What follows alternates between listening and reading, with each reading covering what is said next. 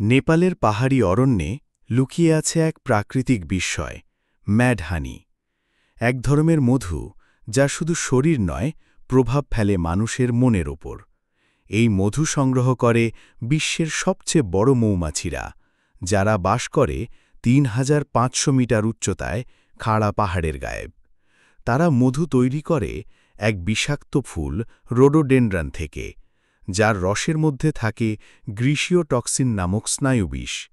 এই গ্রীষীয় টক্সিন শরীরে ঢুকলে শুরু হয় হালকা ঘোর, বিভ্রম, এমনকি হ্যালুসিনেশন।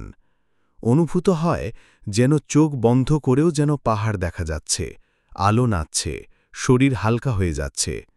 কিন্তু মাত্রা বেড়ে গেলেই হতে পারে ভয়ঙ্কর বিপদ: বমি, মাথা ঘোরা, হার্ট রেট কমে যাওয়া, অজ্ঞান হয়ে পড়া, এমনকি মৃত্যু পর্যন্ত। এই মধু সংগ্রহ সহজ নয়।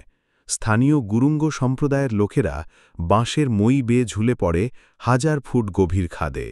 তাদের পাশে ঘুরে বেড়ায় হাজারো রাগী মৌমাছি। তবুও তারা ঝুঁকি নেয়, কারণ এই মধু তাদের সংস্কৃতি, বিশ্বাস আর জীবিকার অংশ। স্থানীয়রা বলে, সঠিক পরিমাণে খেলে এটা শরীর ও মনকে শিথিল করে।